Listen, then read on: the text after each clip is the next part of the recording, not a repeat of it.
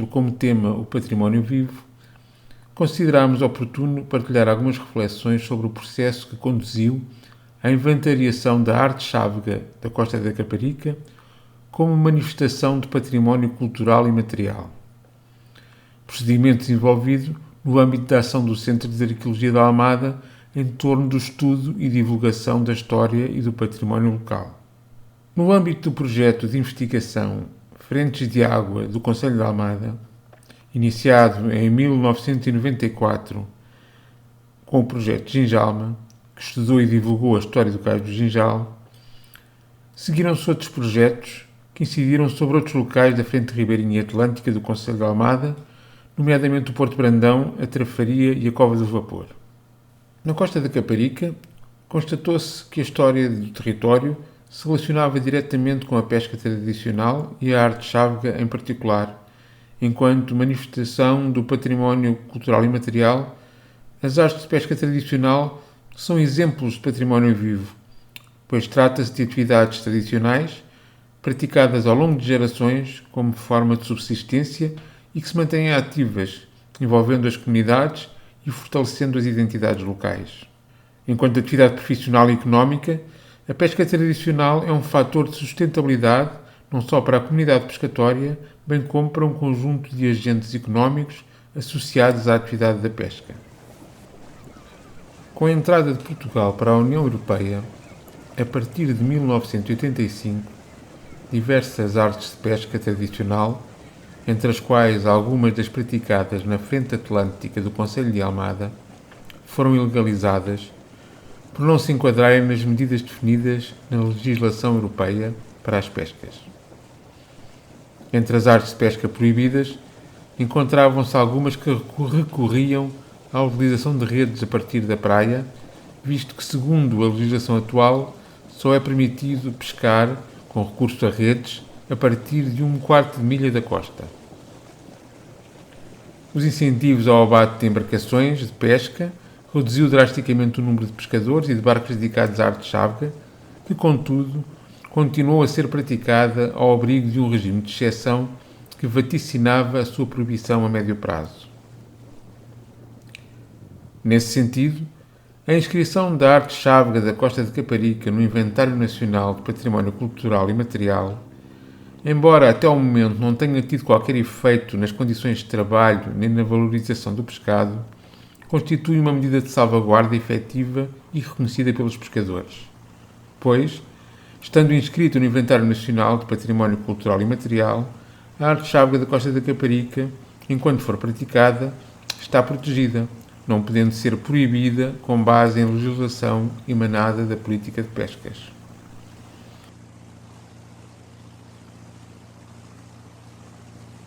A viabilidade económica da atividade é, portanto, o principal meio de preservação da arte chávega.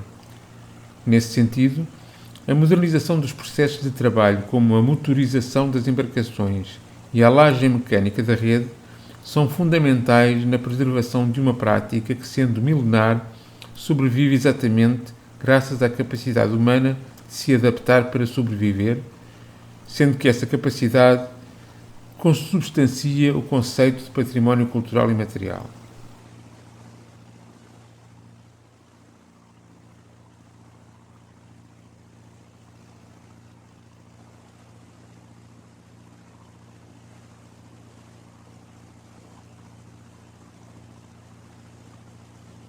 O conceito de património imaterial baseia-se no conhecimento e experiência humana. Nesse sentido, os processos de investigação e inventariação destas manifestações dependem diretamente do interesse e do consentimento dos agentes portadores desses conhecimentos. Nesse sentido, o inventário da arte chávega da Costa de Caparica resultou de um processo longo que se desenvolveu em várias fases durante cerca de 10 anos, envolvendo diretamente e desde o primeiro momento a comunidade pescatória. O convívio continuado com as companhias de pesca foi, portanto, um fator determinante para o desenvolvimento do processo de inventariação que não seria possível, nem legítimo, sem a colaboração empenhada dos pescadores. A aproximação às companhias de pesca da arte chávega na Costa de Caparica iniciou-se em 2005, período durante o qual foram feitos, com permissão dos pescadores, registros fotográficos da atividade pescatória no mar e na praia. Nesta fase, não existia ainda uma intenção clara de fazer um levantamento sistemático da atividade, mas antes um registro fotográfico ocasional. A sistematização do processo de registro documental iniciou-se em 2010 no âmbito do projeto Fronteiras Urbanas. O trabalho de campo desenvolveu-se com uma metodologia de observação participante, através da qual foi possível interagir com os pescadores, tornando-os colaborantes na construção de um registro etnográfico atual das condições, limitações e oportunidades vividas pelos pescadores da Arte Chávega na costa da Caparica. Nesta fase, procedeu-se igualmente ao registro vídeo da cadeia operatória da pesca com a Arte Chávega. Em 2014, no âmbito da formação promovida pela DGPC e a Universidade Aberta Inventário de Património Cultural e Material, foi elaborada a ficha de inventário da Arte Chávega da costa da Caparica. Com base na ficha, em 2015, o Centro de Arqueologia de Almada e a Câmara Municipal de Almada apresentam à DGPC a candidatura para inscrição da Arte Chávega da costa da Caparica no Inventário Nacional de Património Cultural e Material, a qual foi oficializada através de publicação em Diário da República a 16 de fevereiro de 2017.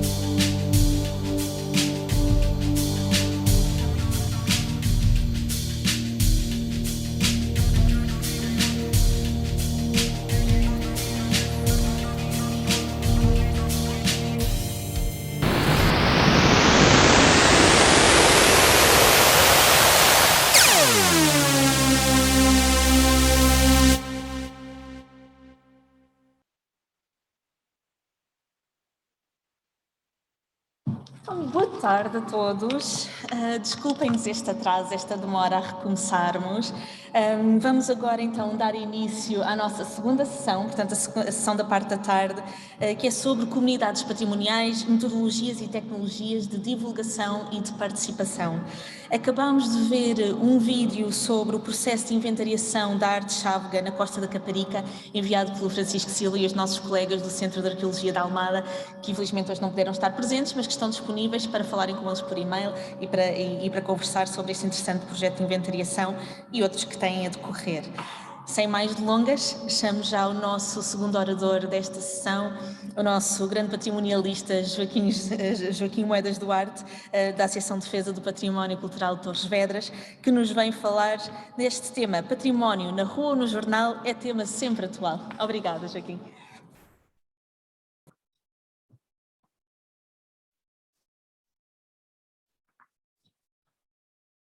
Boa tarde a todos. Como estamos um bocadinho atrasados, eu vou reduzir a intervenção ao seguinte. Na documentação que está publicada no site do Fórum do Património, fez-se o resumo de todas as intervenções. Portanto, aquela parte inicial que eu tenho aqui, não vou lê-la, fala nas generalidades às quais podem ter acesso facilmente.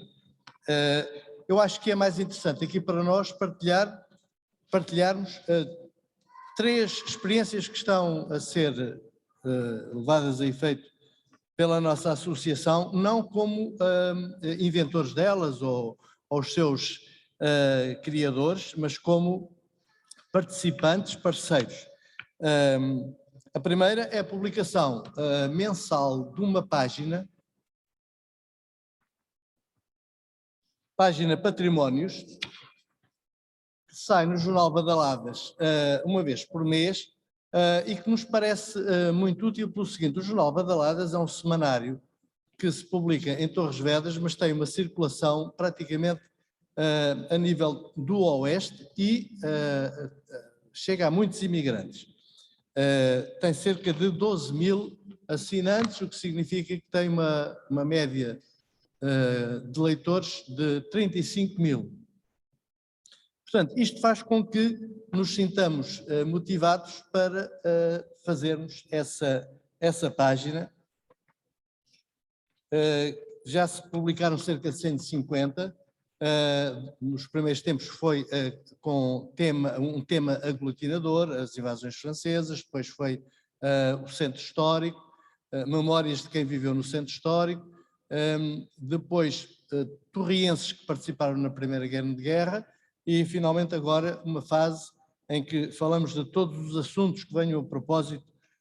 A próxima página, por exemplo, vai ser sobre este património, Fórum do Património 21, a 2021.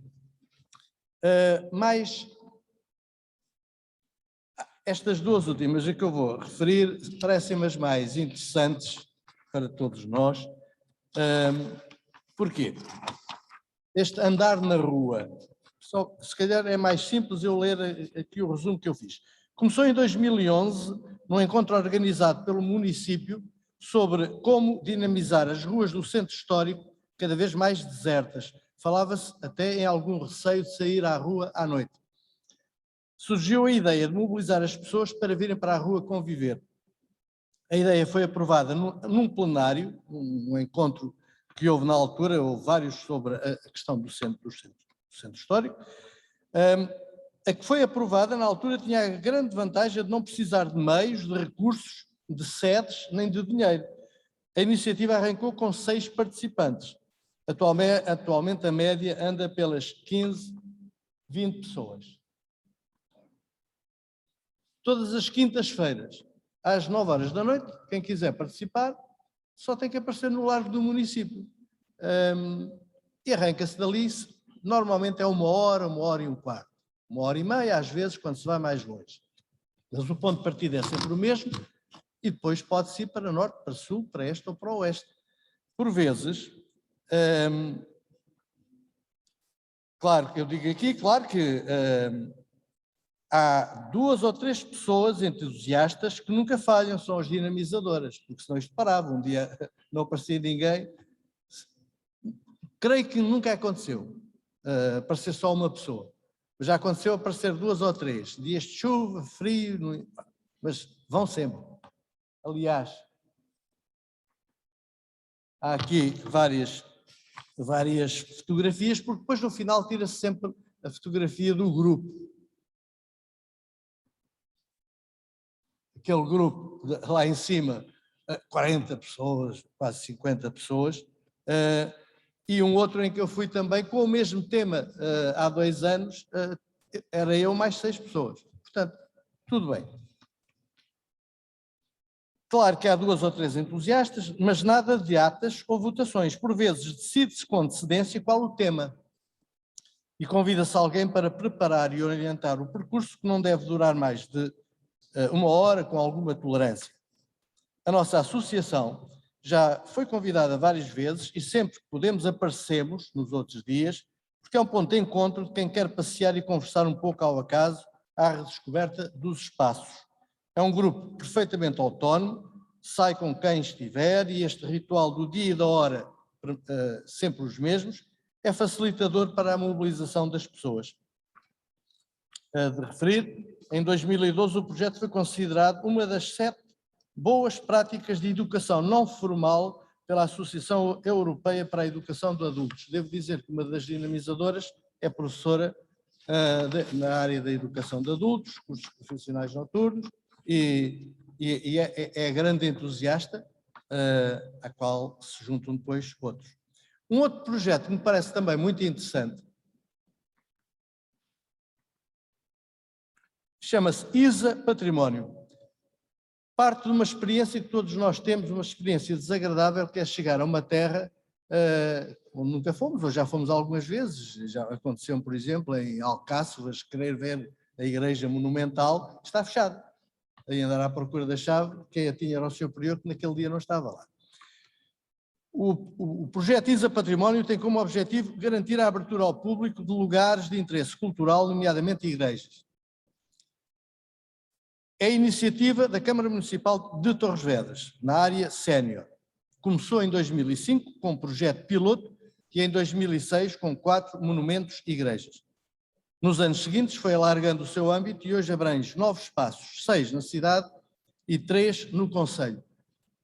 Bem, devo dizer que Torres Vedras tem 10 monumentos nacionais e 40 monumentos de interesse público. Portanto, há matéria-prima suficiente. O último espaço que foi agregado a esta experiência é o Convento do Varatões, onde ainda vivem franciscanos. O padre Vítor Melícias, por exemplo, vive lá. Mas eles já estão tão poucos, neste momento creio que são 5 ou 6, não têm tempo para andar a vir à porta. Portanto, temos lá, tem a Câmara, 2 pessoas, uma de cada vez, claro. Cada igreja tem 2 elementos, combinam dias de presença entre eles. As condições é que tenham 55 ou mais anos, sejam reformados e residam no concelho de Torres Vedras. Isto não é um emprego, porque todos os anos as equipas mudam. Por vezes acontece que no ano seguinte não aparece o número suficiente de pessoas, ou então as pessoas que aparecem não têm perfil, porque há um gabinete que trata disto, faz as entrevistas prévias e há pessoas que de facto não se adaptam, são os próprios que chegam a essa conclusão. Devo dizer que recebem uma gratificação de 20 euros dia. Feitas as contas, as 18 pessoas ao fim do ano, 26 dias por mês, etc., dá cerca de 60 mil euros. Creio que é um bom investimento da parte da Câmara, porque, feitas as contas, no ano passado a informação que me deram foi que já houve um total de 907.737 visitas, uma média anual de 60.515. O que é que nós temos a ver com isto? Inicialmente, estas pessoas que eram escolhidas para fazerem parte das equipas recebiam uma pequena formação da parte dos párocos, que são parceiros também disto. E depois, em 2012, convidaram a Associação do Património. Como eu era professor, agora já estou reformado, e tinha também experiência na área de adultos, então tenho sido eu a fazer a formação. Uma pequena formação. Ali está a senhora e ali estão as várias igrejas. Um exemplo de formação. Isto é uma coisa muito elementar, evidentemente, mas ajuda e na Câmara tem dito que é interessante e que as pessoas gostam. E depois, ao longo do ano, vou aparecendo por lá, as pessoas estão lá, conversamos um bocado, etc. Eu ficávamos já por aqui, esperando se quiserem, alguém que se quiser fazer perguntas sobre isto. Estou ao vosso dispor.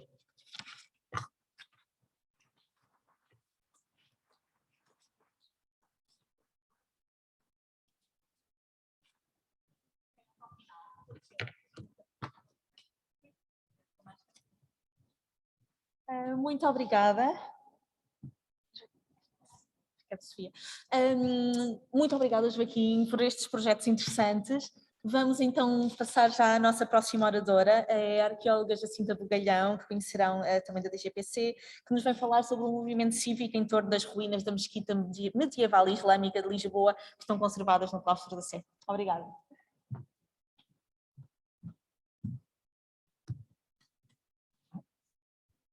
Boa tarde. Sim, eu sou a Jacinta e de facto trabalho na DGPC, mas é importante referir desde já que eu não estou aqui em representação institucional, aliás, nem pouco mais ou menos, ou talvez melhor dito, antes pelo contrário. Eu não sei como é que isto...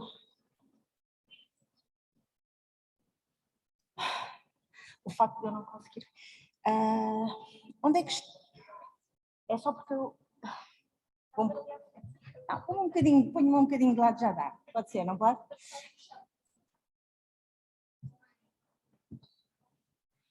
É sim, senhora. Obrigada. Obrigada. Não, está ali também outro. Olha, agora já tenho 3, peço desculpa.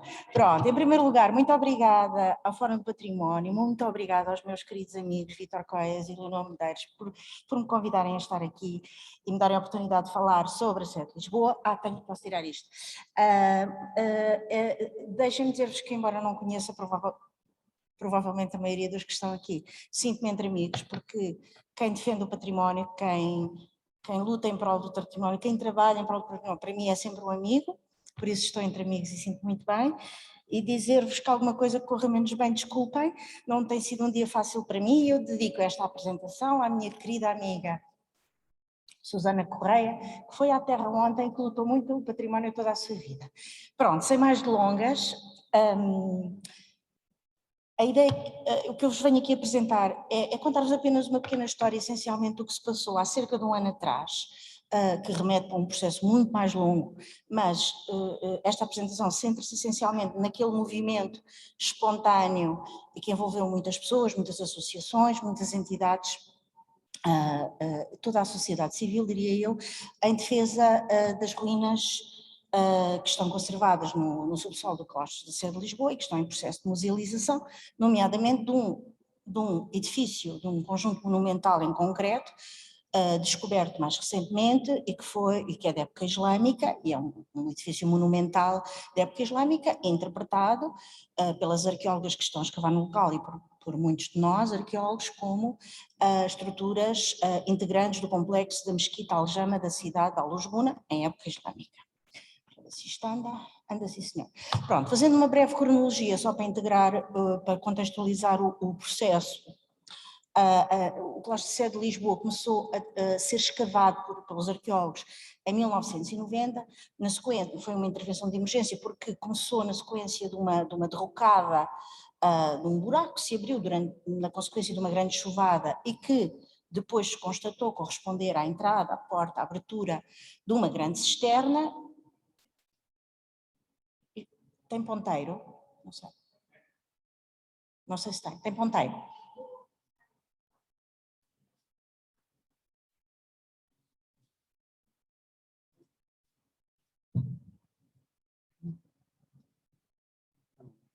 Este botão aqui. Bem, obrigada. Que corresponde aqui, esta fotografia é antiga, por isso não é particularmente bom, portanto isto, nessa altura estava tudo tapado, era o claustro, até estava ajardinado, estava ajardinado e tudo, e esta zona, na sequência de jogadas, abriu um buraco e caiu, e pronto, houve uma derrocada. Em consequência dessa situação, nesta altura, deve dizer-se que o claustro da Sé de Lisboa era um monumento afeto na altura, IPPC, Instituto Português de Património Cultural. Agora, neste momento, já está entregue à guarda e aos cuidados do patriarcado, mas nessa altura a Sé, a igreja, a catedral, já era cuidada pelo patriarcado, mas o claustro da Sé era ainda afeto ao IPPC, e aliás era o IPPC que cuidava e que tinha a guardaria, etc. Portanto, os meus colegas na altura foram para lá escavar, para perceber que buraco era aquele, o que é que tinha caído, o que é que tinha sido derrocado, e pouco a pouco, como se vê ali na cronologia, praticamente em continuidade continuaram sempre as escavações arqueológicas. Isto porquê? Porque foram surgindo contextos e contextos e contextos. Dizer que o claustro da Sé de Lisboa foi uma das primeiras escavações arqueológicas urbanas, em ambiente urbano, feitas em Lisboa, e com uns resultados absolutamente extraordinários. Porquê? Porque se localiza no coração do casco histórico, do centro histórico de Lisboa, como todos sabemos, que é uma cidade que existe desde a Idade de Ferro, desde pelo menos o século VIII antes de Cristo, e com ocupações ainda anteriores. Pronto, os trabalhos arqueológicos prosseguiram mais ou menos em continuidade, como veem por aqui. Logo desde praticamente o início deixou de ser uma intervenção de emergência e passou a ser uma intervenção de investigação. com objetivos de conhecimento do subsolo e para aumento do conhecimento histórico sobre a cidade de Lisboa, sobre este local em concreto, e também desde muito cedo, logo aqui desde o início dos anos 90, com objetivos de valorização, ou seja, atendendo a que era um monumento afeto, que era um monumento nacional, que era a sede de Lisboa, é um dos monumentos mais importantes da cidade, considerou-se que estas ruínas, por tão importantes que elas eram, deviam ser valorizadas e mostradas ao público. Houve diversas tentativas de elaborar projetos de arquitetura com o objetivo de valorização e musealização destas ruínas arqueológicas, no Claustro da Sé, pelo menos 2, estou a dizer de memória, salvo erro, portanto, que não conseguiram ter continuidade e finalmente em 2015 foi apresentado ao público um projeto para musealização destas ruínas que finalmente teve continuidade. Os trabalhos arqueológicos em 2006, estes aqui já foram de preparação deste projeto. Pronto, esta é uma perspectiva, penso que de 99, 2000, 2001, por aí, não sei bem. Entretanto, já tinha sido construída aqui uma cobertura muito precária, como vê, e instalado um passadiço que permitisse, enquanto não havia projeto, como deve ser, que ainda assim estas ruínas pudessem ser vistas pelo público. Em 2015, como disse, foi apresentado ao público, pelas autoridades competentes, a saber pelo Patriarcado de Lisboa, pelo Cabido da Sede de Lisboa, Patriarcado, e também pela DGPC, que coordena e gera o projeto, este projeto então, que tinha como programa, grosso, assim, de forma em linhas muito gerais, 3 elementos. Restaurar os claustros, que muito precisavam disso, o Claustro Dom Dinis, absolutamente extraordinário, musealizar as ruínas arqueológicas e, ao mesmo tempo, criar condições para uma instalação, instalações condignas no arquivo da Sé Igreja de Santa Maria Maior. E pronto, esta apresentação foi pública, aqui está um artigo de jornal no Público onde pronto, se fez publicamente esta apresentação. E este projeto tinha a seguinte característica, eu não sei se vão conseguir perceber, mas acho que sim. Este corte da cidade de Lisboa, desta encosta sul da cidade de Lisboa, está feita para o período romano, mas estamos aqui embaixo na Casa dos Bicos e aqui em cima na Rua da Saudade e lá um bocadinho mais para cima haveria o Castelo e a sede de Lisboa está aqui. Esta zona corresponde à ala sul do claustro. O claustro, como vê, aqui é a rua. Como veem, quando o claustro foi constituído por Dom Dinis, isto é um desnível muito grande, isto é o topo do claustro, mas o pavimento, digamos assim, do claustro era de andar algures por aqui. O que quer dizer que se considerou na altura, o projetista considerou e os arqueólogos concordaram, que, aliás, já se sabia que, pelos resultados dos trabalhos arqueológicos, que existia aqui um grande aterro e que este espaço no subsolo do claustro poderia estar disponível para alguma construção ligada com o projeto de musealização. Este é peço desculpa pela qualidade da imagem, é o que está publicado sobre o projeto, a versão original deste projeto, e que, se conseguirem perceber, temos aqui o Claustro da Sé com as ruínas, o passadiço para visitar as ruínas, o claustro seria fechado aqui ao nível do antigo pavimento, e depois nesta zona mais a sul, na tal zona sul, havia aqui a construção de 2 pisos no subsolo do claustro, que é a rua, para a instalação de um núcleo museológico. Esta zona era, portanto, para instalar esses 2 pisos de núcleo museológico. O que aconteceu? Logo em 2015, os arqueólogos, nesse artigo de jornal que vos mostrei há pouco, foram dizendo que esta zona tinha que ser escavada, esta zona para construir esses tais 2 pisos, tinha que ser escavada e que sabia-se já nesta altura que havia um único edifício islâmico, o único edifício islâmico público da cidade de Lisboa, da Alhusbuna, até agora conhecido, estava ali e diziam as arqueólogas na altura que vai ter que ser escavada esta zona, na zona sul, onde se prevê a instalação do museológico, mas a arqueóloga, a minha colega Alexandra Gaspar, garante que ainda há muito por revelar e não esconde que gostaria de localizar mais vestígios do edifício islâmico e de encontrar elementos que permitam identificá-lo como mesquita, que era uma hipótese que em 2015 já se colocava, antes destas escavações. Pronto, o que aconteceu? Os trabalhos arqueológicos começaram, a própria obra também começou, o quê? O que é isso? 2 minutos? Então tenho que me despachar. Os vestígios desse tal edifício islâmico apareceram, complexificaram-se, foram cada vez ganharam maior monumentalidade. Entretanto, o projeto de arquitetura foi sendo contestado por ser demasiado impactante, quer a nível arqueológico, quer também ao nível do edifício, do próprio edificado da Sé, do claustro e da Sé. Houve cada vez mais contestação a tudo isto, ao ponto de haver uma alteração de projeto, no qual, em vez de um piso para o tal edifício museológico, 2 pisos já só havia um. Isto em 2019. E a parte de baixo já ficaria para as ruínas. Continuaram as escavações, os vestígios do tal edifício islâmico continuaram profusamente a aparecer. Eu vou passar muito rapidamente, pensava que tinha 15 minutos, mas só tinha 10. E, portanto, o que aconteceu foi que a Direção-Geral da DGPC decidiu que tinha que sacrificar uma parte considerável deste edifício islâmico para concretizar a tal segunda versão do projeto. E é isso que diz aqui nesta comunicação da DGPC, que depois também foi noticiado na comunicação social. Esta decisão foi muito contestada e lançou então o tal movimento cívico de contestação, em que começou quem lançou o movimento foi o Sindicato dos Trabalhadores de Arqueologia, na sequência de uma denúncia de alguns dos seus associados, de várias denúncias. Mais tarde, logo a seguir, outras associações se juntaram, como, eu agora não consigo ver, mas a Associação dos Arqueólogos Portugueses, e ali, não sei, já não consigo ver. Depois também o Fórum Sim da Dia 21, o Fórum do Património. Dizer também que também o ICOMOS participou em muito neste processo, sempre de forma um pouco mais reservada, mas participou. Por outro lado, houve também tomada de posição de muitos numerosos arqueólogos, historiadores e outros investigadores, defendendo que não era aceitável que este edifício fosse afetado. Alguns exemplos de notícias de jornal, artigos de opinião, do historiador Rui Tavares.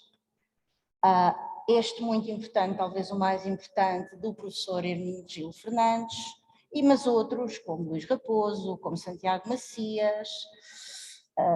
Esta carta, que é uma posição tomada por um dos professores de Arqueologia das Universidades de Lisboa, e também os cidadãos se movimentaram através de petições públicas, cidadãos não organizados em associação, que tiveram muita adesão, e depois foi um caso muito seguido pela comunicação social, foram dezenas de notícias, se não talvez ultrapassando a centena, e também teve muito impacto ao nível dos poderes, dos órgãos de soberania, nomeadamente da Assembleia da República. Todos os partidos representados na Assembleia da República participaram neste processo e interviram, fizeram perguntas ao Governo, elaboraram propostas de resolução. Eu aqui só coloquei alguns exemplos por ordem de tamanho do ainda atual Parlamento, portanto do Partido Socialista, do PSD, Bloco de Esquerda, PCP e CDS, e também as deputadas não inscritas também tiveram iniciativas parlamentares.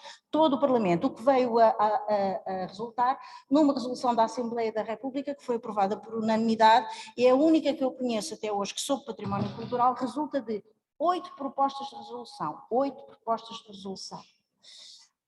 Também foi elaborada uma proposta de classificação e apresentada há mais de um ano à DGPC, por 3 de nós, eu mais 2 colegas, e a DGPC reagiu pedindo pareceres, reunindo o Conselho Superior de Cultura, que não tinha reunido nem se pronunciado sobre isso. A verdade é que a Ministra da Cultura acabou por decidir que as ruínas não podiam ser sacrificadas e que tinham que ser preservadas. Em janeiro já deste ano houve uma tomada de posição da DGPC divulgando algumas informações sobre os tais pareceres que pediu, dizendo em que alguns desses pareceres diriam que aquilo não é, aquelas ruínas não são a mesquita. Eu queria só dizer-vos que esse aspecto aqui para o caso não é relevante, na minha opinião.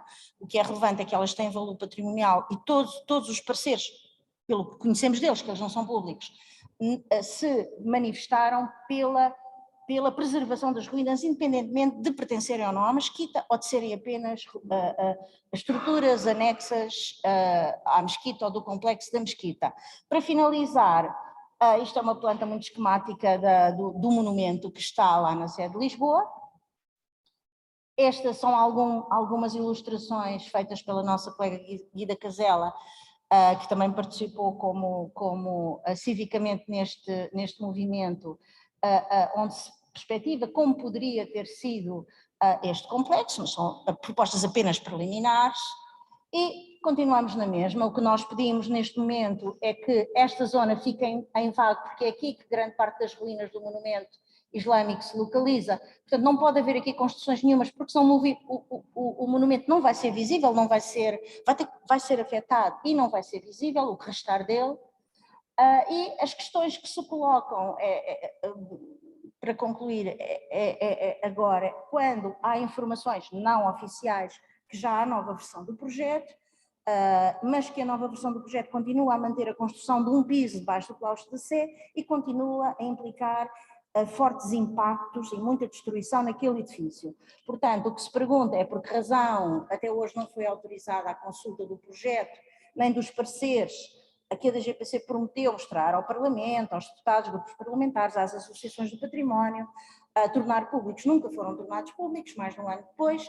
Por que razão o projeto de reformulação demorou tanto tempo, mais de um ano, quando a DGPC alegava que tinha que fazer aquele projeto porque havia grande risco de ruína para a própria claustro da Sé e para a própria Sé? Qual a situação da proposta de classificação que permanece sem resposta até hoje, mais de um ano depois dela ter sido apresentada por 3 cidadãos, conforme a lei prevê? Deu ou não a DGPC orientações inequívocas ao projetista, ao arquiteto, relativamente à salvaguarda integral do monumento islâmico e à sua valorização. E ainda, para quando então virá a nova versão do projeto? Em princípio consta, não é nada oficial, que já existe. Queremos saber como é que vai acontecer agora este processo de validação, apreciação e aprovação, sendo que e penso eu que a grande parte dos que participaram no processo, no movimento cívico, de há um ano atrás, continuaremos tão decididos e determinados como antes a defender este monumento absolutamente único, um elemento absolutamente único da cidade de Lisboa, da época islâmica, e eu sou suspeita que sou medievalista, mas não podemos deixar nem que ele seja destruído, nem que ele fique oculto. Obrigada e desculpem ter demorado muito tempo.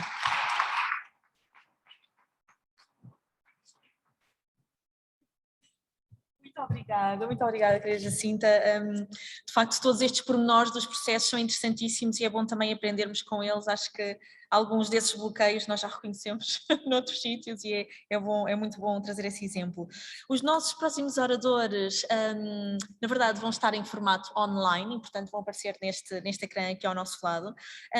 O primeiro deles é o nosso Pedro Nunes da Silva, da Associação Cidade, de Defesa do Património da cidade de Estremoz, e vem-nos falar deste tema que se chama de um grupo de cidadãos a uma organização de defesa do património, portanto também este processo. Peço-me ali aos meus colegas se está tudo bem para a nossa partilha de ecrã.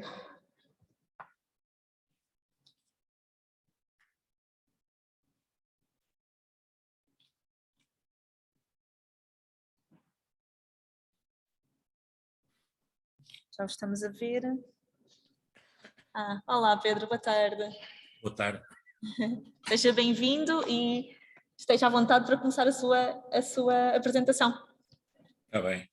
Bom, então, em primeiro lugar, agradecer tanto o convite que formularam à cidade para participar neste fórum, e aquilo que eu vos trago é a experiência que nós temos tido desde 2016. Em abril de 2016, a Câmara Municipal de Estremoz levou à venda em asta pública a Casa do Alcaide-Mor do Castelo de Estremoz, edifício do século XV, que depois de ter sido votado ao abandono pelos vários executivos camarários, ao longo de várias décadas, encontrava-se em adiantado estado de degradação. Este imóvel tinha a particularidade de ser monumento nacional desde 1924. O seu valor presente residia sobretudo na fachada. A venda chegou a realizar-se, mas foi posteriormente anulada devido a diversas irregularidades, Contudo, a Câmara não desistiu de alienar o imóvel, pelo que iria proceder a novos processos de venda. Como reação a toda esta situação, um grupo de cidadãos lançou uma petição pública em maio de 2016. E aqui iria tentar introduzir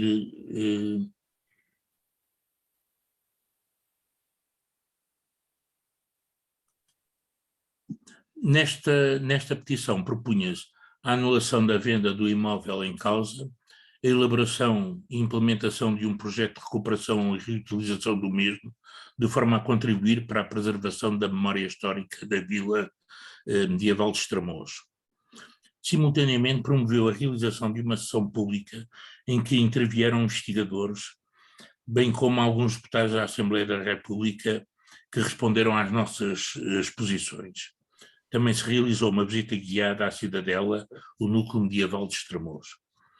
Um dos aspectos que constatámos neste processo, pela defesa da Casa do Alcaide, foi o quase total desconhecimento sobre o património da cidade e deste caso concreto em particular. Este facto despertou-nos para a necessidade de divulgar-nos e dar-nos a conhecer o património que possuíamos, partindo do princípio de que só se defende aquilo que se conhece. Assim, ao longo de 2017, programámos um ciclo de conferências, diálogos com história e património, ciclo este tem tido continuidade até aos dias de hoje, inicialmente com sessões mensais, interrompidas com a pandemia, passando a ter a regularidade bimensal e online. Para estas conferências foram convidadas investigadores e investigadoras abordando temas de algum modo relacionados com Estremoz, mas também comuns às questões da defesa e preservação do património. Neste sentido, constituíram também uma oportunidade para criar ligações com instituições académicas e de investigação, estabelecendo relação com Estremoz. Uma das características destas conferências é serem itinerantes. De acordo com o tema, eram escolhidos os locais em que as mesmas iam decorrer, permitindo a abertura de espaços normalmente encerrados e inacessíveis ao público. Uma outra modalidade de intervenção que desenvolvemos, mas com características mais informais e assumindo assuntos mais próximos da memória e do cotidiano das pessoas, foi a tertúlia. O local era o Café Águias de Ouro, um estabelecimento emblemático de Estremoz que data de 1909. Por fim, organizámos uma ação de formação para professores do ensino básico e secundário, património e memória oral, em colaboração com a Escola Secundária 3, Rainha Santa Isabel de Estremoz, que decorreu em 3 sessões entre 2017 e 2018. Esta ação foi acreditada pelo Centro de Formação. A realização destas atividades impôs-nos a necessidade de estabelecer alguma organização formal e institucional. Depois de se terem ponderado várias hipóteses, optou este grupo de cidadãos, entretanto designado por cidade, Cidadãos pela Defesa do Património de Estremoz, por se constituir como secção da Casa da Cultura de Estremoz, associação criada em 1979, detentora do título da imprensa local Brados do Alentejo. Deste modo, e na sequência do trabalho que vinhamos desenvolvendo, foram explicitados vários objetivos de que destacamos: contribuir para o levantamento e estudo do património de Estremoz, concorrer para a preservação daquele património, seja dos objetos e obras materiais, seja de conhecimentos, técnicas e práticas que as pessoas desenvolvem ao longo do tempo através de investigação, registro, divulgação e ensino. Identificar e incentivar a preservação do edificado, público e privado, através do seu uso e da melhoria das suas condições de habitabilidade e utilização, assim como a requalificação e valorização dos espaços públicos e o reconhecimento de edifícios ou conjuntos edificados referenciais da identidade urbana. Divulgação do património de Estremoz através de ações e intervenções. A atividade do CIDAD tem-se desenvolvido ininterruptamente, não só através do ciclo de conferência referido anteriormente, mas também com a edição de cadernos CIDAD, e de uma coleção de postais sobre vários aspectos do património de Estremoz, visitas guiadas e jornadas, nomeadamente em 2018 para assinalar o centenário do armistício pôs fim à Primeira Guerra Mundial, à Primeira Grande Guerra, a qual também foi acreditada pelo Centro de Formação da Associação Portuguesa a Associação de Professores de História, como ação de formação para os respectivos professores. Esta associação teve a duração de um dia e resultou de uma parceria entre o CIDAD e outras instituições locais, o Regimento de Cavalaria 3, Dragões da Olivença, o Núcleo de Estramões da Liga dos Combatentes, a Delegação de Estramões da Cruz Vermelha Portuguesa e o Centro de Ciência Viva de Estramões. Em 2019, é realizada uma nova jornada sobre a Grande Guerra, desta vez comemorativa do Tratado de Versailles, que constou de uma conferência, A Guerra que Mudou o Mundo, e uma exposição, A Grande Guerra e Memórias de Estramões, a qual integrava duas componentes, uma elaborada pelo Exército Português, a que se juntou a algum espólio da Cruz Vermelha Portuguesa, uma segunda componente produzida pelo CIDAD, que resultou de um trabalho de recolha de memórias de e sobre antigos combatentes naturais de Estramões. Com a pandemia, em março de 2020, que nos condicionou bastante à atividade mais pública e como forma de mantermos a nossa presença na comunidade, iniciámos a partir de abril do mesmo ano a publicação de artigos no jornal Braços do Alentejo, sob o título genérico Sabia que, rúbrica que se mantém com a regularidade quinzenal correspondente à periodicidade do jornal. A título de exemplo, a referência de alguns artigos publicados, a participação do Regimento de Cavalaria 3 no 25 de Abril, a Convenção de Evermonde, Corcundas e Malhados, a Matança de Estremoz, o Convento de São João da Penitência, o anarcossindicalismo teve expressão em Estremoz, a Santa Casa da Misericórdia fez 518 anos, a luta pela igualdade das mulheres teve expressão em Estremoz. Um dos aspectos interessantes destes artigos é a diversidade de autores, o que constitui uma abertura a diferentes colaborações e perspectivas de abordagem dos temas.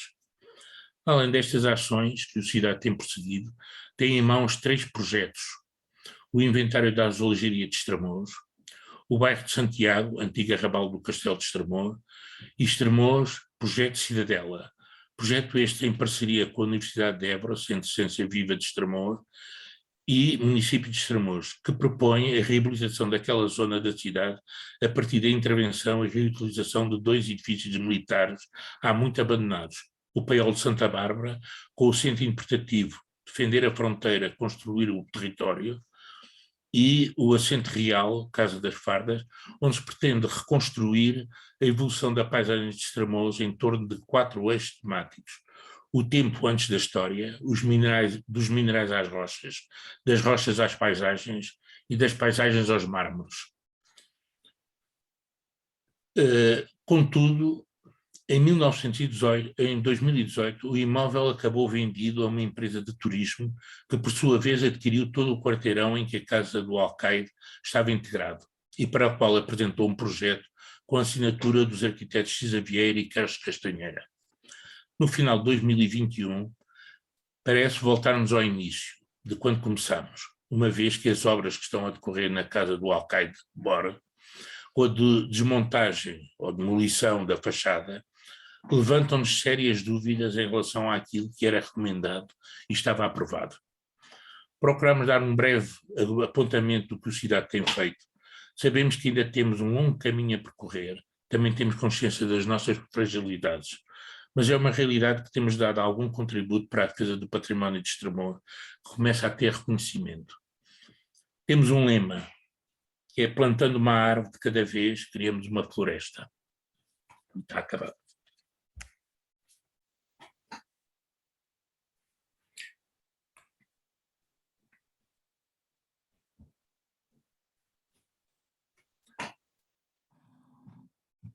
Muito obrigada.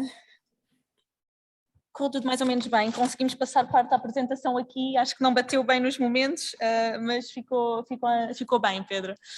Muito obrigada. Vou pedir aos meus colegas se preparam tudo para o nosso próximo orador, que também está à distância, e portanto passamos a palavra ao nosso José Pereira, da Associação Palombara. que está lá também no norte, em Bragança, que vem falar de património vivo, memórias de um povo, sementes para o futuro. Olá, boa tarde, estão-me a ouvir? Força, sim, conseguimos ouvi-lo. Boa tarde. Olá, muito boa tarde, prazer. Agradeço à organização o convite para estar aqui presente e, naturalmente, peço desculpa a todos os convidados presenciais e participantes presenciais por não estar aí presencialmente, que teria todo o gosto e seria com certeza muito mais frutífero, não é? De qualquer forma, preparei aqui uma breve apresentação sobre o trabalho que temos desenvolvido, particularmente nos últimos anos.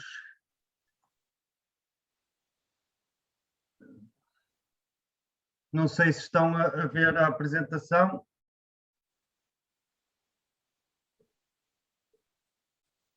Podem-me confirmar que estão a conseguir visualizar a apresentação? Estamos, sim, tudo em forma. Tudo em forma, muito obrigado. Pronto,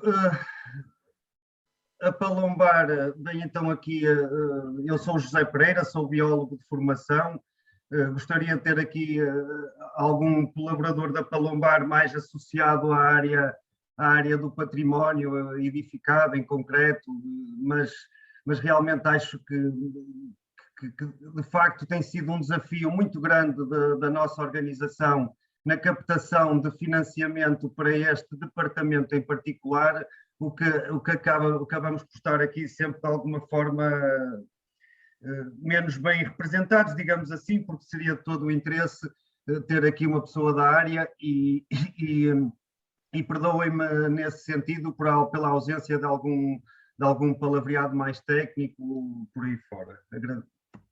Vou tentar ser bastante rápido, temos 10 minutos e espero conseguir apresentar tudo o que vos gostaria de trazer aqui. Pronto, a Palombar é uma organização não governamental de ambiente, sem fins lucrativos e que foi criada e fundada no ano 2000.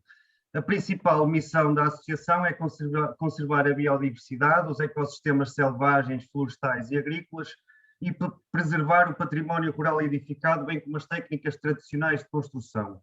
Naturalmente, estamos sempre orientados por uma abordagem de teor pedagógico e de cooperação com as entidades locais e nacionais, ou privadas e particulares, e procuramos, dentro da nossa atividade, promover a investigação científica numa perspectiva de resultados aplicáveis ao nosso funcionamento e aos temas que queremos trabalhar, e fazemos-lo em diversas áreas. Promovemos também a educação ambiental, o desenvolvimento das comunidades rurais e, consequentemente, a dinamização do mundo rural. A nossa área de intervenção é principalmente na região de Trás-os-Montes, mas lentamente temos vindo a procurar expandir o nosso território de atuação, particularmente no norte de Portugal. Trás-os-Montes é caracterizado por uma paisagem eminentemente agrícola, ou agropecuária e silvopastorícia, não é? Uma área extremamente rural, com uma baixa densidade populacional, ao contrário do que já terá sido em tempos, não é? Aqui uma fotografia mais antiga da aldeia de Uva, que atualmente tem cerca de 40 habitantes o ano inteiro e que na altura era povoada com 300, 400 pessoas que cultivavam as terras, edificavam as aldeias, por aí fora, não é? Eu gostaria só de ler este breve resumo que fiz aqui para a apresentação, que é: o que um povo constrói e transmite de geração em geração está intrinsecamente ligado às suas artes e ofícios, que são artefactos da história que marcam um território, a sua cultura e as suas gentes. É isto que importa conservar e manter vivo, e é esta exatamente a missão que a Palombar tem levado: a preservação do património rural edificado e as técnicas tradicionais de construção, assegurando assim a conservação dos recursos e a transmissão do conhecimento através de uma abordagem pedagógica e de cooperação e que resulta no enriquecimento dos indivíduos e na dinamização do mundo rural. A arquitetura vernacular, em particular, não deve ser fossilizada, mas sim revitalizada através da atribuição de novos significados e funcionalidades. Perguntamos por que não através de uma abordagem holística, por que não preservar a arquitetura vernacular, revitalizá-la e, mais ainda, utilizá-la para impulsionar um território. É um desafio que temos procurado responder desde a gênese da associação. Pronto, esta fotografia serve um bocadinho para representar aquilo que ainda é atualmente a região do Nordeste transmontano, em que de facto se conservam muitas das artes e ofícios e das práticas tradicionais ancestrais, digamos assim, que ainda se mantêm no território, e também a caracterização, digamos assim, de uma população envelhecida, de uma muitíssimo baixa densidade populacional da região e naturalmente associado a isso algum isolamento destas pessoas e destas comunidades rurais.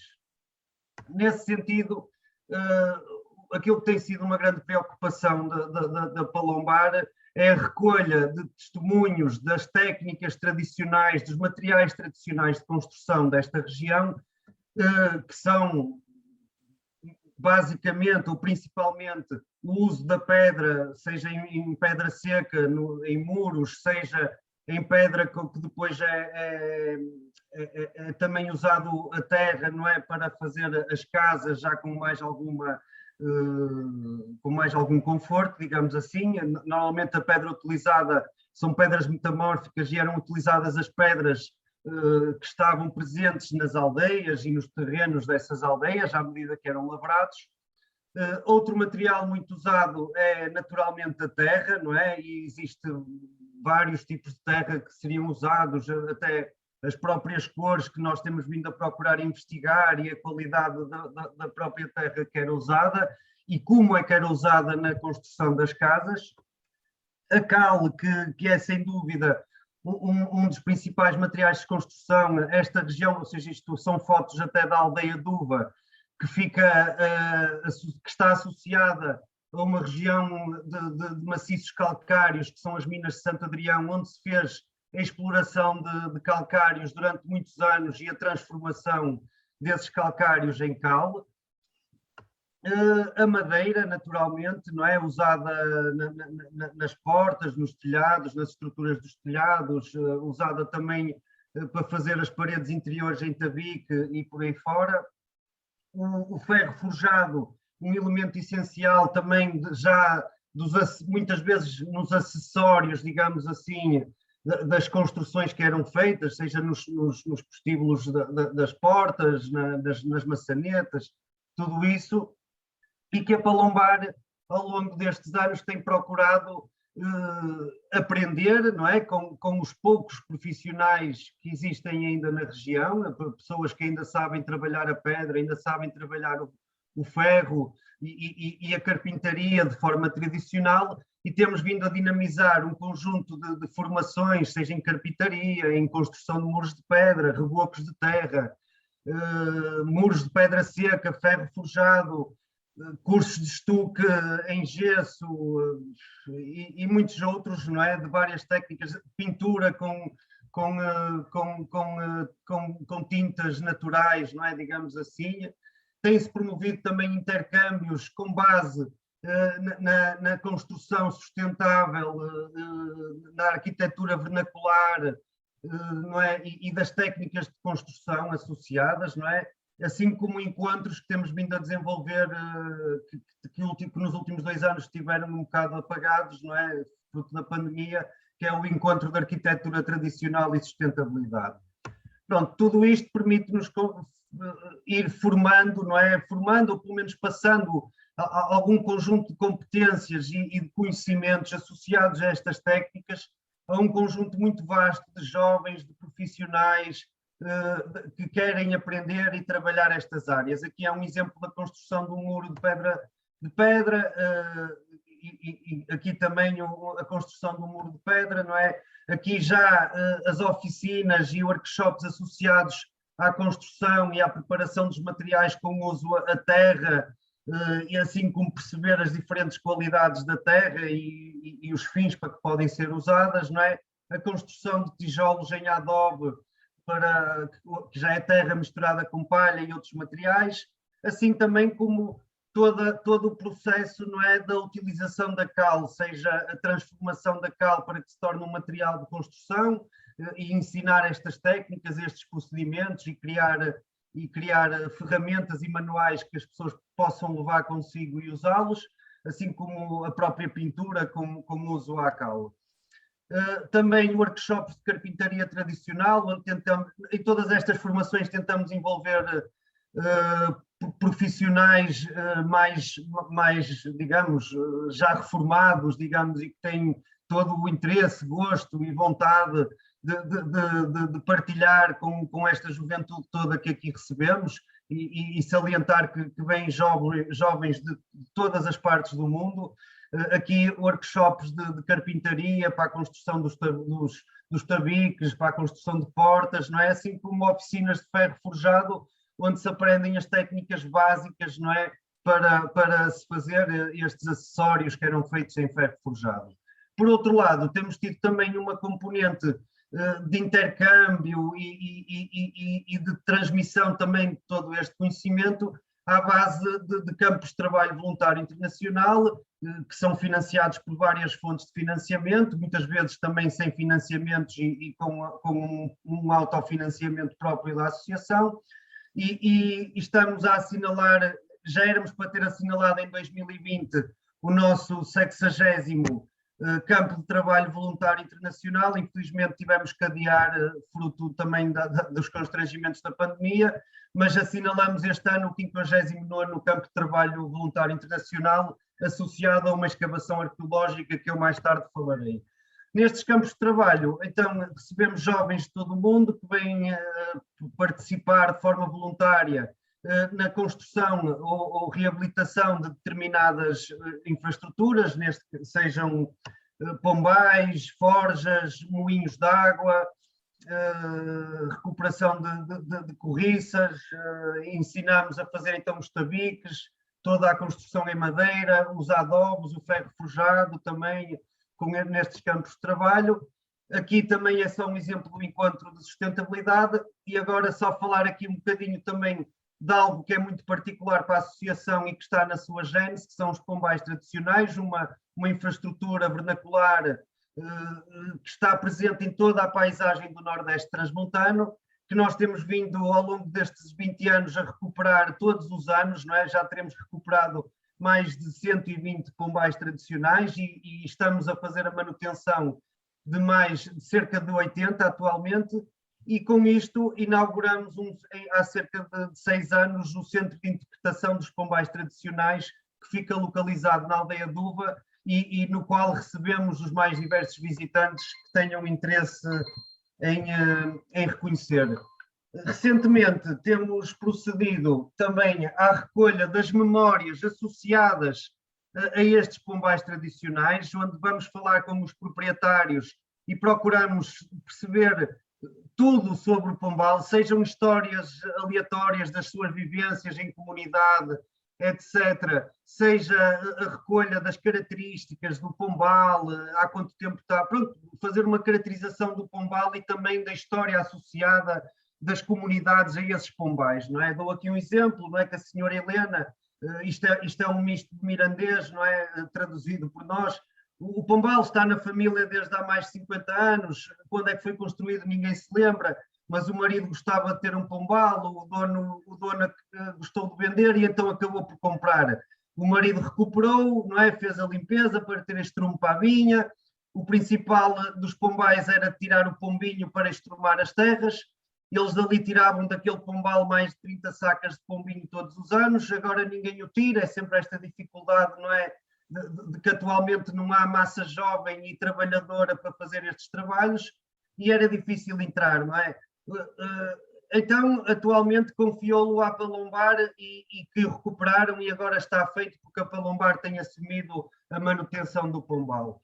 Queria só salientar aqui que o restauro que temos feito e a recuperação destes pombais tem sido possível através de financiamento para fomento de espécies presa, nomeadamente do pombo das rochas, para várias espécies de aves de rapina ameaçadas, como é o caso da águia de Bonelli, que tem um estatuto de conservação desfavorável.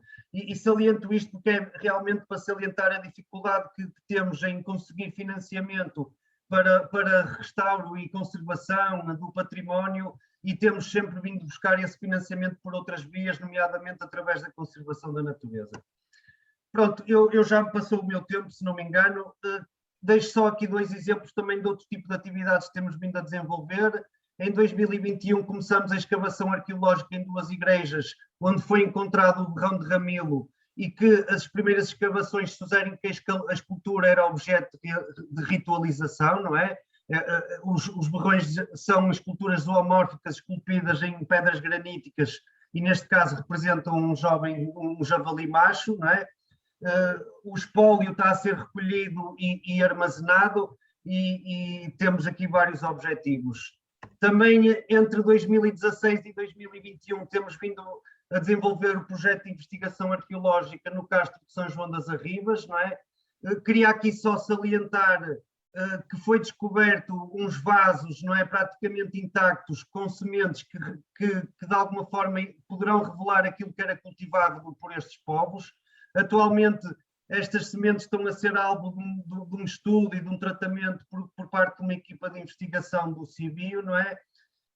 E agora o nosso objetivo é que todo o espólio seja catalogado e inventariado e que passe naturalmente por um processo de musealização e que esperamos que seja junto ao Castro das Arribas e naturalmente na aldeia da Aldeia Nova, não é? Que é onde se encontra este castro.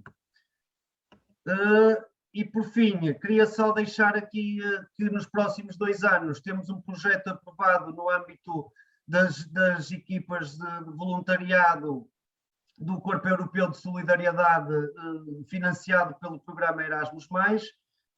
O projeto foi adiado 1 ano, irá começar em 2022 e finalizar-se-á em 2023. O objetivo é criar oportunidade para grupos de jovens serem agentes na conservação do património rural, tanto cultural como natural, sendo que as competências pedagógicas que lhes pretendemos transmitir são exatamente as técnicas de construção, a arquitetura tradicional, a preservação da biodiversidade dos ecossistemas e a interpretação de todo este património. Temos previstas 6 ações dentro deste projeto, 2 delas é o campus de trabalho para o restauro de um pombal tradicional e para o restauro de uma corralada, que é um edifício enorme de apoio à pecuária e à agricultura, e onde nós tínhamos interesse em fazer um pequeno museu destas técnicas tradicionais de construção e também a sede da associação. Infelizmente temos tido muita dificuldade em angariar financiamento para esse objetivo. Temos previsto a realização de workshops de oficinas de técnicas tradicionais de construção. Temos também previsto tornar a dinamizar o encontro de arquitetura e de sustentabilidade e temos ainda previsto um campo de trabalho muito focado na conservação da natureza e, naturalmente, como não podia ser, um dia aberto para que as pessoas que vêm aqui participar possam partilhar as experiências e receber também a partilha de experiências com as comunidades locais. Agradeço, de certa forma, a todos os voluntários que nestes últimos 20 anos têm colaborado com a Palombar. Naturalmente, um especial agradecimento aos colaboradores e técnicos da Palombar, cujo suor permite que isto tudo seja possível. E um agradecimento, por fim, também à organização e a todos os parceiros que nos têm acompanhado nestes últimos anos. Muito obrigado a todos. E peço desculpa pelos 3 minutos a mais ou 4. Muito obrigada, José, por essa apresentação também. Convido já agora os nossos palestrantes presenciais a virem sentar-se aqui connosco, aqui em cima, para uma pequena troca de perguntas. Exato, fazemos assim umas perguntas e respostas, assim 5 minutinhos, 1 ou 2 perguntas e depois continuamos a conversa ali no coffee break, fazemos a pausa. Força! Chamar também só a atenção, porque nesta sessão que nós falávamos aqui de metodologias, tecnologias, de divulgação e participação, foi exatamente a sessão onde colocámos, por um lado, esta apresentação em vídeo, quando começámos, da arte chávega, não é? E depois tivemos aqui a questão presencial e tivemos a questão da distância, do Zoom, que estes últimos anos de Covid nos tornaram um pouco mais familiares, não é? Portanto, quem se lembra daquelas demoras de muitas horas em que ninguém conseguiu ouvir ninguém, portanto acho que isso já tem evoluído bastante e que essas tecnologias também têm permitido a nós hoje em dia, chegar mais longe, não é? Estar em Bragança e estar em Lisboa ao mesmo tempo, estar em Extremadura Estremoz e estar em Lisboa. Pronto, agradecer também aqui aos nossos convidados. Portanto, tivemos aqui uma série de questões, desde coisas pequenas como caminhar na rua, não é? Portanto, e assim vivenciar também o património, a reconstrução, estas equipas, a formação, e portanto há aqui temas muito interessantes, e desafio a todos aqui e em casa, quem quiser fazer alguma pergunta, aproveitar.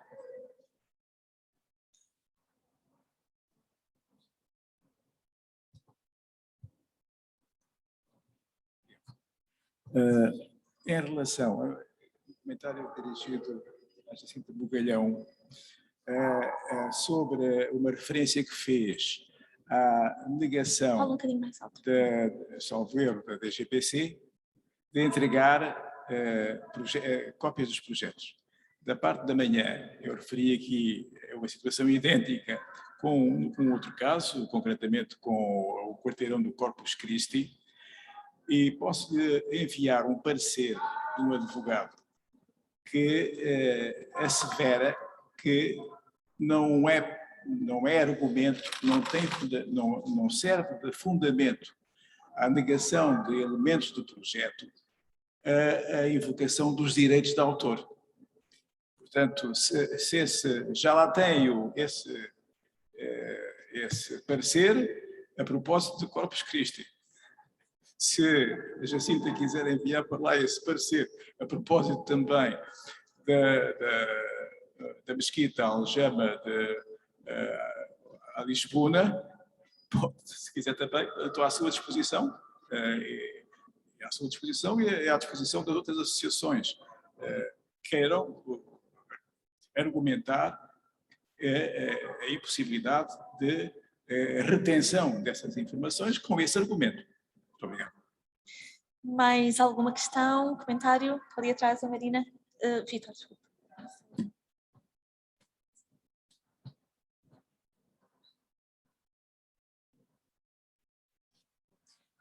É só para dizer que a Associação de Património do Barreiro já fez também vários pedidos por escrito à DGPC e nunca teve resposta absolutamente nenhuma relativamente à Quinta do Brancampo, que é uma das quintas de recreio à beira-rio, relativamente ao Moinho Pequeno, que foi completamente destruído e feito de novo com uma arquitetura, enfim, que nem comento, assim como há um Moinho Grande que neste momento está completamente destruído. Enviámos também à APA, também não nos responderam, enviámos à CCDR, também não nos responderam. Portanto, deve de haver alguma razão que os três devem saber em conjunto porque é que não responderam. Deixa então momentos para os nossos oradores responderem e depois passamos... uma última para a Patrícia, se faz favor. E aí terminamos mesmo e depois... Obrigada. Boa tarde a todos. Eu, se calhar, sou das únicas estudantes aqui na sala, estudante de património e, portanto, interessada em património. E tenho uma pergunta para o Dr. Joaquim Moedas Duarte, que acho que trouxe aqui vários exemplos de como fazer chegar o património às pessoas. E a pergunta que eu tenho é se, nos vários exemplos que nos trouxe, se de facto sentiu por parte da população esse interesse não só no número de adeptos, digamos assim, por exemplo, das visitas nas ruas, mas de facto um verdadeiro interesse a favor do património. Eu julgo que sim, porque em Torres Vedras é uma cidade muito antiga, não é?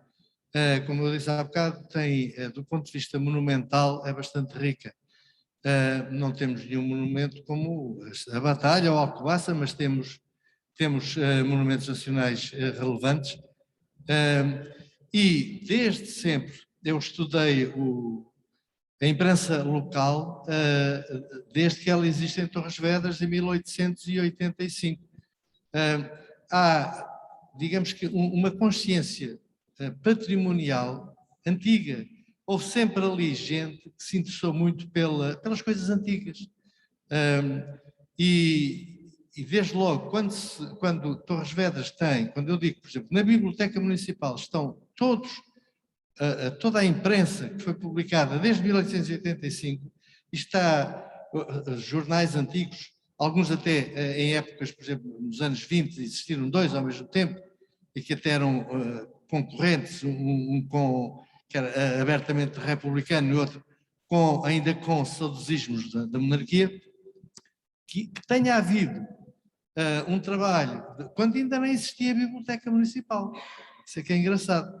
Houve sempre gente que foi preservando, e hoje é possível ver. Ainda ao encontro da sua pergunta, se calhar há aqui um movimento pendular. De um lado, há um conjunto de pessoas ali naquela terra tem o gosto pelo património. Por outro, há os adventícios, que as Torres Vedras têm aumentado muito.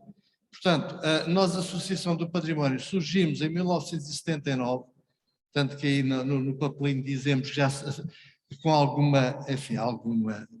desplante, podemos considerar que até já fazemos parte do património cultural torriense, mas isto, na altura surgimos no rescaldo do 25 de Abril e quando os promotores imobiliários estavam em grande força e os atentados estavam a acontecer, não quer dizer que não continuem. Ali o senhor arquiteto, se visse uma casa que foi agora construída, reconstruída, uma casa antiga, foi substituída em pleno centro histórico por uma daquelas vivendas modernas que agora há, que parecem aquários, com a parte de cima pintada de preto, a parte de baixo branca e a parte de cima parece um chapéu preto, aquilo é uma coisa horrorosa. Portanto, nós temos que continuar uma luta todos os dias, mas que há interesse, eu sinto isso, eu estou lá há 50 anos, fui professor, sinto que tem havido, portanto, há um ambiente já antigo e que nós tentamos preservar.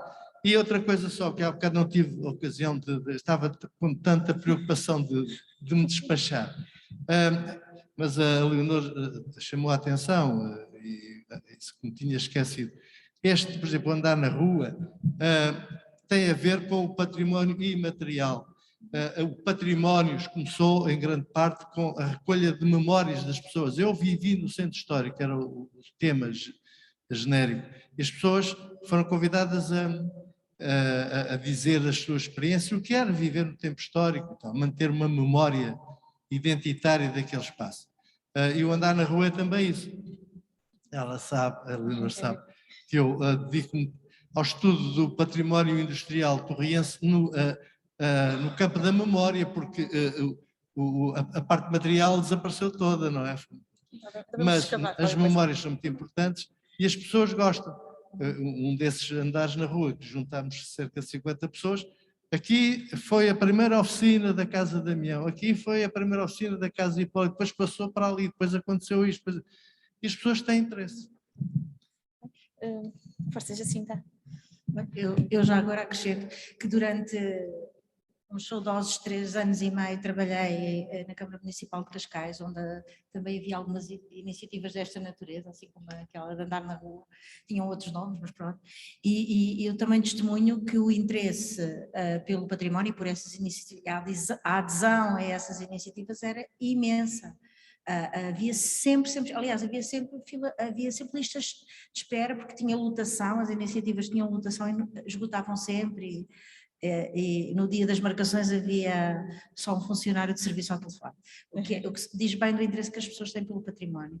Em relação ao acesso aos documentos que as entidades públicas estão obrigadas, de facto, no que diz respeito à sede de Lisboa, não só não alegaram como justificação para não entregar, quer o projeto para não disponibilizar a consulta, quer o projeto, quer os pareceres dos especialistas e das entidades oficiais, como o INEC, não disponibilizar essa consulta. Não só não alegaram os direitos de autor, não fizeram isso, como inclusivamente publicamente, por diversas ocasiões, quando pressionados para tal, afirmaram que iam sim senhor iam enviar tudo, iam dar tudo, porque sabem, e quando se está a falar publicamente e sob pressão da comunicação social, das associações de defesas do património, dos grupos parlamentares da Assembleia da República, quem nos representa a todos, sob essa pressão, eles não podiam dizer que não davam. A DGPC nunca disse que não deixávamos consultar. Efetivamente, não deixaram consultar. Não deixaram. Isso aconteceu isso em relação ao Barreiro, isso aconteceu isso em relação ao caso Copos, isto não me espanta nada, porque é quase, quer dizer, eu julgo que a estratégia é, sim, com certeza, a lei obriga, deixamos consultar, mas depois na prática não há consulta. O que quer dizer que vai dar, o resultado é idêntico, mas para quem trabalha pela defesa do património, nomeadamente a nível associativo, todos temos que ter consciência que as entidades públicas têm obrigações legais de acesso e não violem em absoluto os direitos de autor, que estão completamente salvaguardados, era o que mais faltava. Não há nem os direitos de autor, nem coisa nenhuma. Os cidadãos, as associações, a sociedade civil têm direito de acesso aos processos públicos e principalmente quando está em causa a defesa do património, que é um bem público. Para a discussão, continuamos a... Sim, então queria então de novo agradecer também aos nossos oradores online, aos nossos oradores presenciais. Como estamos um bocadinho apertados de tempo e temos aqui esta pausa para fazer, vamos fazer uma pausa de 5 minutos e regressamos para os nossos trabalhos, sim, para esta discussão.